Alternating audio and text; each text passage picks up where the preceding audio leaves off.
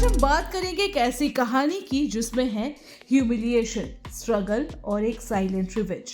ये कहानी है चाइना के 200 साल के ह्यूमिलिएशन की, जब एक सिविलाइजेशन पावर को वेस्टर्न पावर ने तोड़ कर रख दिया था। और आज वही चाइना अपने पास के बदले ले रहा है इकोनॉमी, टेक्नोलॉजी, मिलिट्री और जियोपॉलिटिक्स के जरिए। ये सिर्फ एक कंट्री की स्टोरी नहीं, ये एक वार्निंग है दुनिया के लिए। कभी किसी को अंडर एस्टिमेट मत करो। तो चलिए शुरुआत करते हैं और समझते हैं कि चाइना का ह्यूमिलिएशन कैसे शुरू हुआ और उसने रिवेंज कैसे लिया।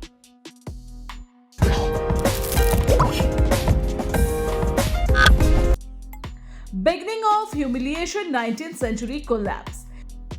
चाइना एक वक्त पर दुनिया की सबसे बड़ी इकोनॉमी थी।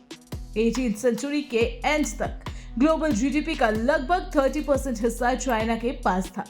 लेकिन 19th सेंचुरी में सब कुछ बदल गया। 1839 to 42 का फर्स्ट ओपियम वॉर हुआ, जिसमें ब्रिटेन ने चाइना को हराकर ट्रीटी ऑफ नैनजिंग साइन करवाई। इस ट्रीटी के बाद हांगकांग ब्रिटेन के कंट्रोल में चला गया और चाइना को अनइक्वल ट्रीटीज एक्सेप्ट करना पड़ा। ये ह्यूमिलिएशन की शुरुआत थी। उसके बाद फ्रांस, जर्मनी, जापान और रशिया ने भी चाइना के पोर्ट और टेरिटरीज में अपना इन्फ्लुएंस जमाया। इसको ही कहते हैं century of humiliation. Chinese students को हिस्ट्री में ये हर डिटेल सिखाई जाती है ताकि उनका दिमाग ये ह्यूमिलिएशन कभी ना भूल सके।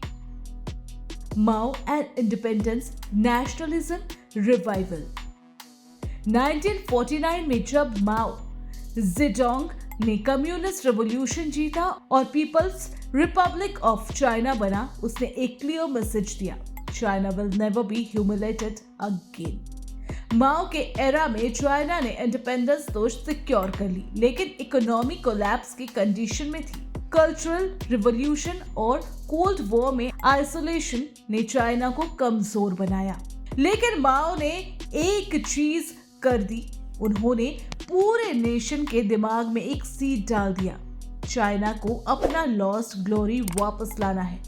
और इसी थॉट प्रोसेस ने अगले लीडर्स को डायरेक्शन दी। Deng Xiaoping, economy revenge.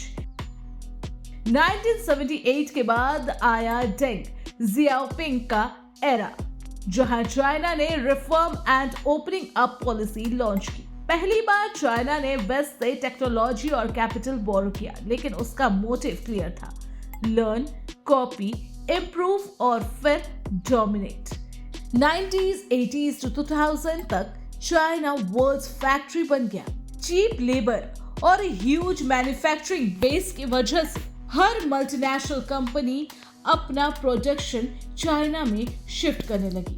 2021 में चाइना WTO यानी वर्ल्ड ट्रेड ऑर्गेनाइजेशन में ज्वाइन हुआ और उसके बाद चाइनीज एक्सपोर्ट रॉकेट की तरह बढ़े। आज सिचुएशन ये है कि हर घर में एक मेड इन चाइना प्रोडक्ट होता ही है। ये इकोनॉमिक डोमिनेंस ही चाइना का पहला रिवेंज था। वेस्ट के खिलाफ उन्हीं की कंपनीज, उन्हीं के कंज्यूमर्स को यूज करके उन्हीं को इकोनॉमिकली डिपेंडेंट बना देना। Military and technology, direct challenge to west. China ने सिर्फ ट्रेड में ही नहीं, मिलिट्री और टेक्नोलॉजी में भी रिवेंज प्लान किया। 1990s में जब यूएस ने गल्फ वॉर में अपना मिसाइल और स्टेल्थ फाइटर दिखाया, चाइना को शॉक लगा। उसने डिसाइड किया कि वो कभी भी वेस्ट के आगे टेक्नोलॉजी वीक नहीं रहेगा।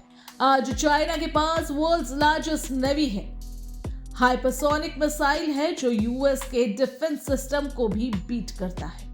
और साउथ चाइना सी में आर्टिफिशियल आइलैंड बनाकर उन्होंने अपना डोमिनेंस दिखाया। टेक्नोलॉजी में भी हुआ। टिकटॉक, BYD और DJI जैसे ब्रांड ने अमेरिका को चैलेंज कर दिया है। आर्टिफिशियल इंटेलिजेंस, 5G और EVs में चाइना वेस्ट से आगे निकल रहा है। ये एक क्लियर सिग्नल है कि अब ह्यूमिलेशन का जमाना खत्म, अब डोमिनेंस का जमाना शुरू। Belt and road initiative global revenge strategy. 2013 में प्रेसिडेंट शी जिनपिंग ने belt and road initiative launch किया।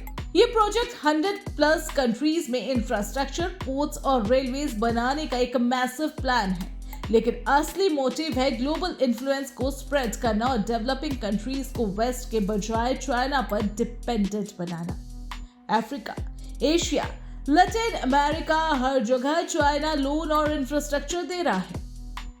इससे दो फायदे हो रहे हैं, एक तो वेस्ट का मोनोपोली तोड़ रहा है और दूसरा अपना ग्लोबल एम्पायर साइलेंटली रिबिल्ड कर रहा है।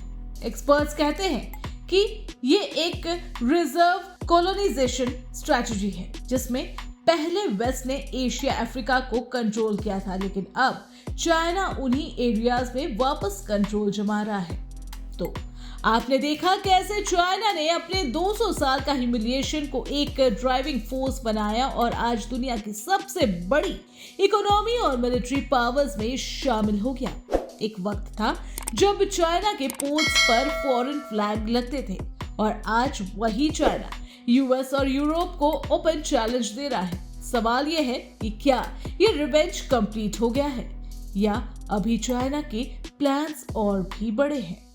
क्या अगले 20 साल में हम एक चाइना लेड वर्ल्ड ऑर्डर देखेंगे? और आपको क्या लगता है, चाइना का राइज कैसे फेयर कमबैक है या एक नया थ्रेट? हमें कमेंट में जरूर बताएं और हाँ, अगर आपको ये वीडियो इन्फॉर्मेटिव लगी हो तो लाइक, शेयर और चैनल को सब्सक्राइब करना ना भूलें। Thanks for